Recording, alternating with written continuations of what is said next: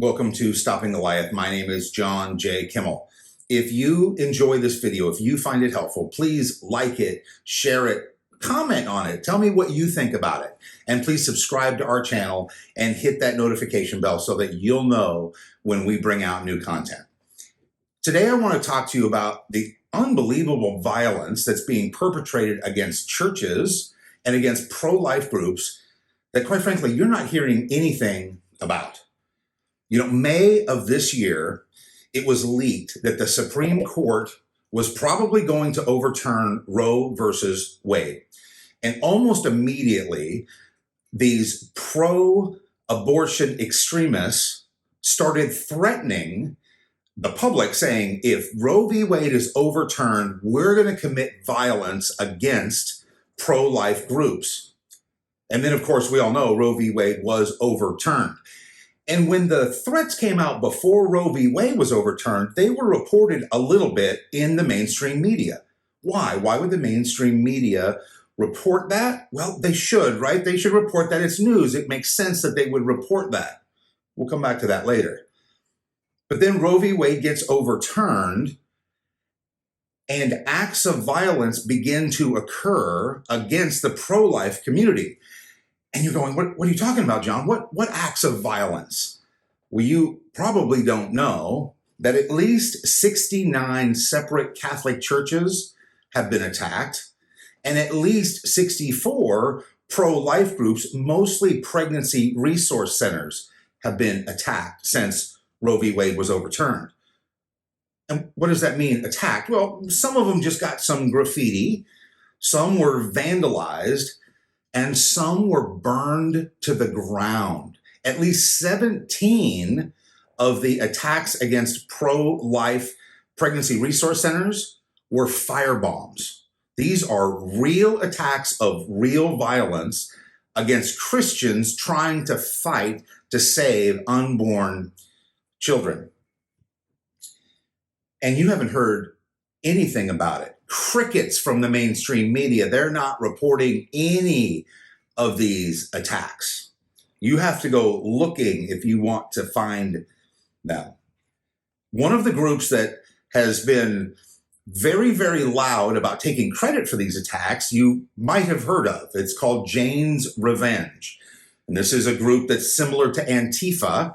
And basically what they are is a pro-abortion terrorist organization here right at home in the United States.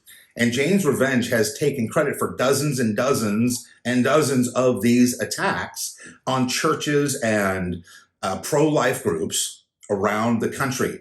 And because it's spread so broad, like dozens of states in Washington, D.C., it's now being handled by the FBI. It's the FBI who's investigating Jane's Revenge.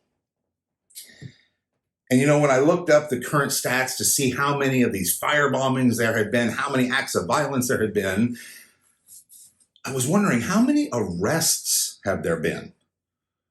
Well, very, very few. And I am totally open. I'll be honest. I don't have the research capacity of someone like a Fox News. And by the way, they're just one of the about half dozen sources that you'll find. If you look down in the comments, you're going to find, or in the description, you'll find many, many resources that I use to put this story together.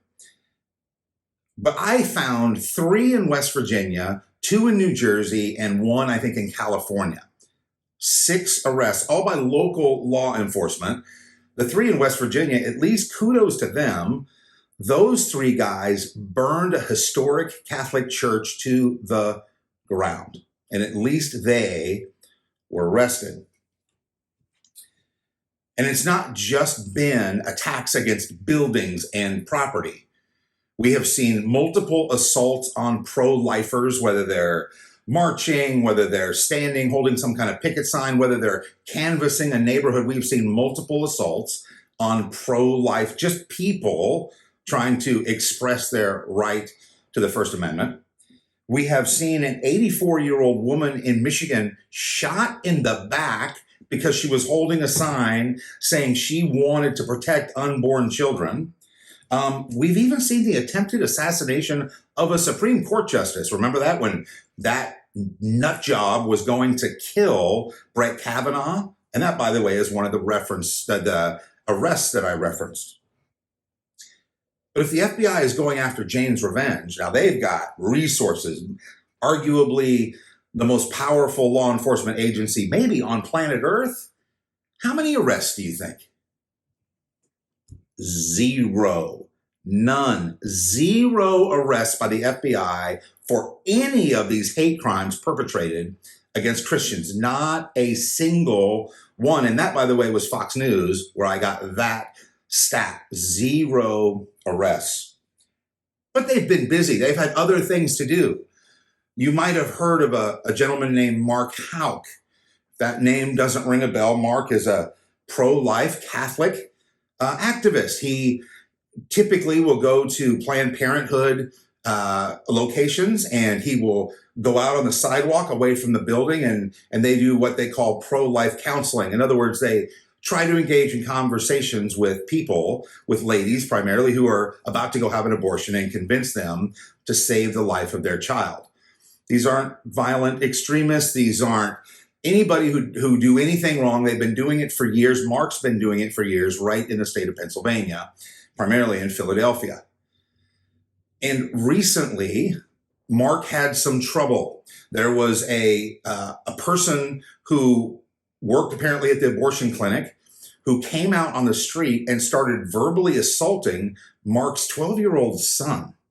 Mark's got 7 kids and a wife, and his 12-year-old son starts getting a lewd assault, verbal assault from this Planned Parenthood employee who eventually, to protect his son, he pushed the guy. Mark pushed the other guy away. So that goes to the district attorney of Philadelphia. And the district attorney, by the way, is no friend to the pro-lifers. In fact, he's a friend of George Soros, okay? This is a guy who would have loved to put somebody away on the pro-life side, and he threw it out. He said there's absolutely no evidence, no crime was committed here, no assault, no nothing. So the guy tried to sue Mark in civil court. The civil court said there's no case here. They threw it out.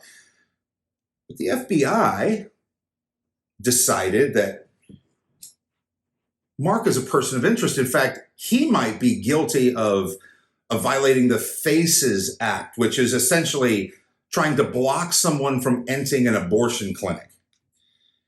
And so when Mark got word of this, he, of course, hired an attorney, and the attorney contacted the FBI and said, hey, if he's a suspect, if you want to question him or charge him, we'll bring him in. We will come in and have this conversation. Just let us know when you want us to come.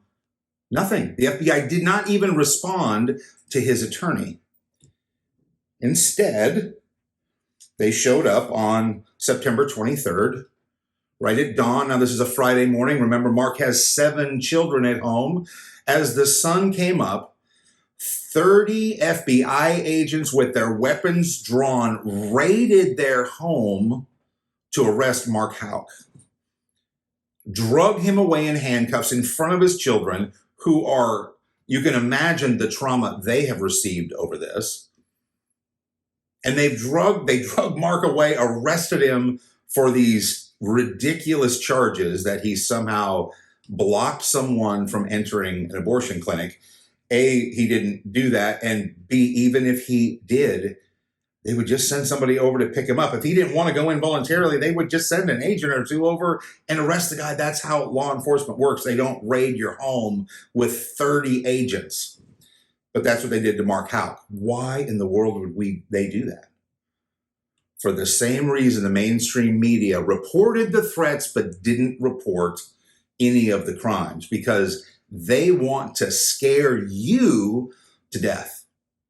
You see, when I ask you to share this video with your friends, you're going to hesitate just a little bit. You know, they're coming after us pro-lifers. They might even come after me. So you're going to maybe hesitate just a little bit before you share this video with your friends, or you subscribe to my channel, and that's exactly what they want. You see, they don't want to arrest anyone from Jane's Revenge. They want the violence to continue to occur because they want us, the pro-life side, to be silenced and to be so afraid to speak up that will just remain silent. But we're not going to.